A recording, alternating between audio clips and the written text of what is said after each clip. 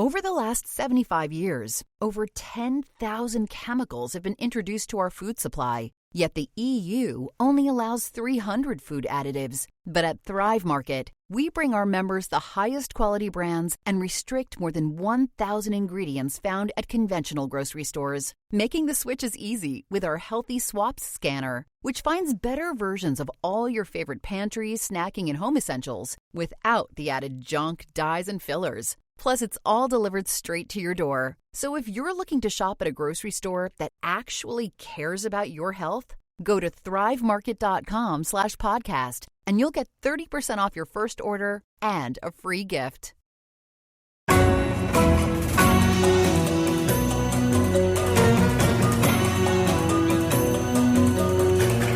From Wall Street to the White House, this is the Larry Kudlow Show. We're going to talk some politics with two of the best. Roger Stone, senior campaign aide to any number of Republican candidates, including Donald Trump and including Ronald Reagan. Host of WABC Radio's The Roger Stone Show, Sundays, 3 to 6 p.m. Many of these same radio stations. His website is stonecoldtruth.com. And David Webb, Fox News contributor and Sirius XM talk show host, The David Webb Show. Gentlemen, welcome. Appreciate it. I want to chew on this issue of who is the man of the year? Who's the biggest winner of the year? I say it because I was listening to a Fox TV show, and they had a bunch of panelists on, and I was quite surprised. Nobody mentioned it's the biggest winner of the year. They didn't mention the biggest winner of the year, who was, wait for it, Donald J. Trump. One panelist mentioned Benjamin Netanyahu, which, okay, I mean, he'd be a good runner-up for sure. What Israel done, we all thank Israel for what they've done in the past year. But really, David Webb, start with you. I mean, Donald Trump upended the entire political establishment, ran on the issues, and against all odds, against the elites, against the legacy media, assassination attempts, but most of all put together a working-class coalition which has completely changed American politics. My guess is changed American politics for quite some time to come. But maybe I'm wrong, David Webb. Maybe it's somebody else. What do you think? Well, I think the only other potential runner-up to Donald Trump could have been Elon Musk, because if you look at the rules, the person, the movement, what most influenced events, right, throughout the year. And Donald Trump has been affecting events since 2015 in a very large way, whether he won or lost the presidency, and now winning it again. But, you know, Larry, I'm going to add a little perspective, and you know this. The person of the year, Donald Trump, without a doubt. I think that's the right decision based on and compared to all others and some of those fake runner-ups. But the winner of the year is the American people, the persons of the year. In 2011, when I was chosen as one of the persons of the year, it was based on a movement. And this has been a movement of American people rejecting leftism. This election rejection is it's very real. And it is clear, and Donald Trump is at the top of that pile of people, or that mound of people, or mountain might be a better word, who said no to this destruction of American culture. Culture, I agree. Roger Stone, progressivism was the biggest loser of the year. Interestingly, there's a Wall Street Journal story on the front of the website. The progressive moment in global politics is over. The subheader is weak economic growth and record immigration are driving gains by the right, especially populists. Trump upended progressivism. Now, did he put a stake through it forever? I don't know. But at the moment in the United States, and in some sense, as goes Trump, so goes the rest of the global political story. But Trump has to be the biggest winner of the year. I mean, it's the greatest comeback in political history, and it was based. My point is, it was based on issues. He destroyed progressivism and brought back, economy, free market capitalism, entrepreneurship, closing the border. He also brought back the culture. When he appeared at the Al Smith dinner, that was one of the biggest turning points in the campaign. And then, of course, they tried twice to assassinate him. And even that didn't work, Roger Stone. No, it's first of all, you have to go to the winner. Donald Trump is pulled the greatest single comeback in American political history because he didn't just win a political campaign. I mean, the only thing more improbable than his win in 2024 was his win in 2016. But he defeated not just a political campaign, but the tsunami of lawfare where they tried to bankrupt him. They tried to keep him off the ballot in all 50 states. They tried to incarcerate him. They tried to destroy his character. So taking all of that on, at the same time you're trying to run a campaign for president, it's an almost impossible task. The victory is a testimony to his own resilience, his own persistence, his own stamina, his courage, and a guy who never, ever got dejected or never gave up, just kept pounding away on the issues. So you could argue that Nixon's 72 election was more sweeping. Yeah, he carried 49 states, but at that juncture, he was just fighting a political campaign.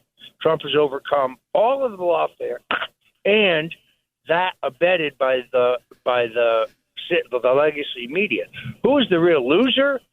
Mainstream media, so-called mainstream media, the three networks, the two cable networks. The people don't believe them anymore. Look at the way CNN and MSNBC's ratings are dropping into the toilet. It's over for them. The American people don't believe them anymore. And I think that is one of the keys to Trump's victory. And General David Webb, the elites were defeated by Trump. I mean, it's a lovely sight to see all these CEOs and tech guys and foreign leaders going to Mar-a-Lago to meet with Trump. But the interesting thing is they all opposed him. He beat them all. So yes, they're coming now, but he beat them all. And he beat them with a working class coalition that I think is going to be around for quite some time, David Webb. He didn't just beat them with a coalition, Larry. He went further. He drew many of them into the coalition. If you think about it, over the last several years, and even before Trump ran for office, this progressivism, this woke ideology, and the continued race and poverty pimp approach by so many out there, to quote Booker T. Washington, those who didn't want to see the patient get well, they kept upending society, pushing race and various other forms of, conjectured bigotry. And what happened with Trump is he started out by saying they're not working for you. He didn't say Republicans or Democrats. But when he started from that point, he drew people in who said, hold on a second, who's working for me and who's not? From that journey to where we are today, Donald Trump has brought more people over to the American side of the equation who recognize that this idea of becoming a better nation, the continued progress to a more perfect union is where they'd rather be. And the fact is that America is a great nation which shouldn't need restating because our culture stands as one that helps ourselves, helps others. Like Trump said, America first, not America alone. And the myopic view of the progressives, of the elitists, wherever they come from, whatever party they belong to, was that they were in control and the rest of us were the serfs. And I'm sure you know the road to serfdom. You know a lot of the other great writings in our founding days and forward. What were we always warned about? Political elites, a political class, a political consultant class, and those that would have us simply be there for their whim and pleasure, politically or otherwise. Trump broke all of that. And now they have to make a choice. Do they want to be on the right side of history? And we'll see. I'm with you, Robert. I'm with you, Larry. I don't know if we've driven a stake through the heart. Matter of fact, I would say we haven't. But we need to keep fighting, and people need to come over to the right side. Well, the thing is, Roger Stone, he ran, you mentioned this, he ran an issues campaign. And, you know, I covered this on the air for 2 years. He threw his hat into the ring, as I recall, in late 22, before the midterm elections, actually. But in 23 and 24, he ran on issues, okay? Economy, inflation, drill, baby, drill, the border, yes, the culture, yes, defending religion.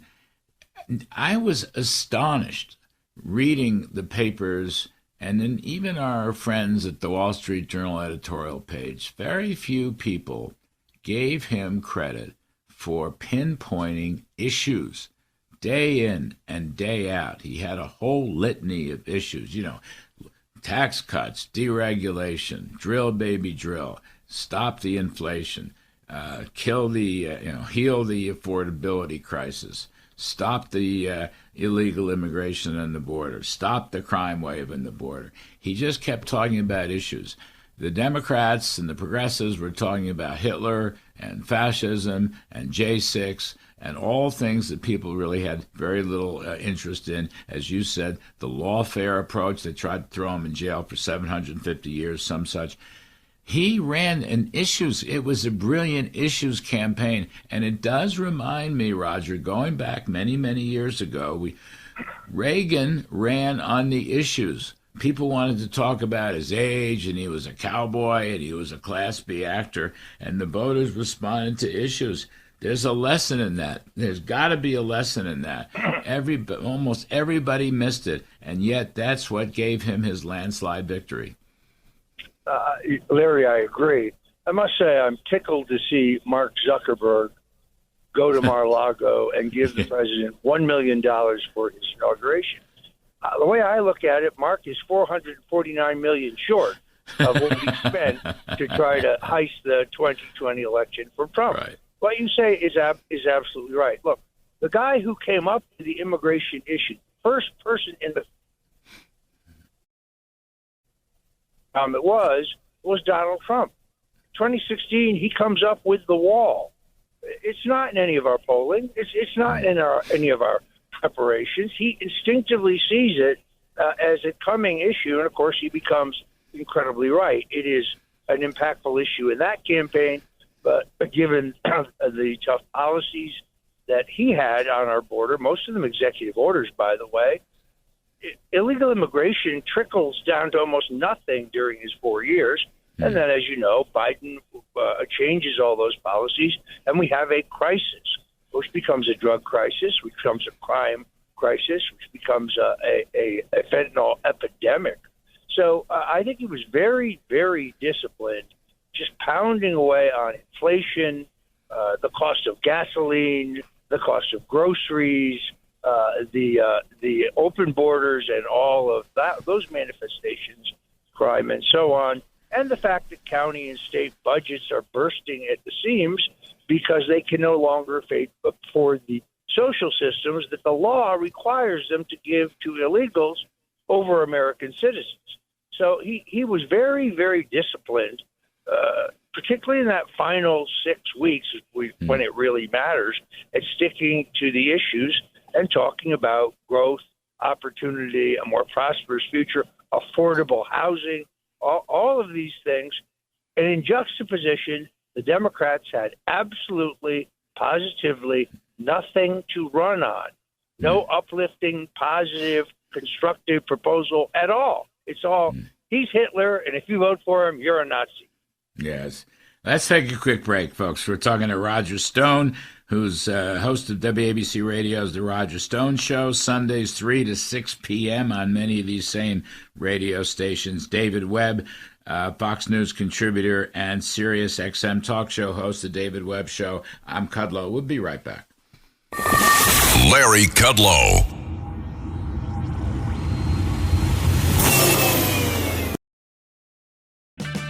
parts now, O'ReillyAuto.com offers in-store pickup, same-day home delivery, or next-day home shipping. Get more parts your way at O'Reilly Auto Parts. O'Reilly Auto Parts.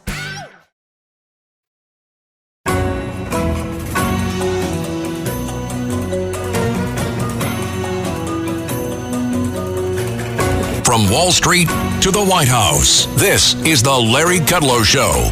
We're talking politics with Roger Stone, host of WABC Radio's The Roger Stone Show, Sundays, 3 to 6 p.m. on many of these same radio stations. And David Webb is a Fox News contributor and host of Sirius XM talk show, The David Webb Show. Gentlemen, I'm going to come back to this article in this morning's Journal. The progressive moment in global politics is over. In other words, what Trump has done in the United States seems to be ricocheting throughout the world. You take a look at the crack-up in Canada, France, Germany, UK. Probably the only one in Western Europe who's somewhat in sync is Italy. The woman is the prime minister of Italy. But it looks like he's having a big global impact, Roger Stone. You think that's the case? I do. We saw this previously, by the way, right after Reagan was elected. Yeah. Freedom was on the march across the globe. Progressivism is discredited. It doesn't work, and I think people are figuring that out. I actually think, as our good friend Scott Besson says, we really are about to enter a golden age of peace, prosperity, security, and justice. We have a unique opportunity, and what's interesting to me, and I see this up close because I'm getting up to Mar-a-Lago a couple times a week for meetings, the president is deeply involved in this transition, not just at the cabinet level, but he's selecting the deputy assistant cabinet officers. He's selecting the heads of the independent agencies. He's not going to make any of what you could call the errors that he made in his first term. This is going to be an America First administration, completely committed to his agenda. No rogue operators. Nobody who thinks their job is to dilute or delay or derail Trump's agenda for their own. It's been very impressive to see how deeply involved he is in the formation of his own government. You know, on that point, David Webb, I notice he's selecting very strong ambassadors. And these are people that are going to go and, you know, if you will, spread the MAGA gospel. But they're also going to be talking about the need for economic growth, the need to close borders to illegal immigrants. In other words, I think he's getting people in there who will follow his dictum and spread the word around the world. I don't know if the rest of the world is quite ready for it, but they're going to hear it time and again. Well, and that is very Reagan-like in the sense of promoting, you know, that shining city on the hill. And I'll say this, the progressives are not dead. They're not gone.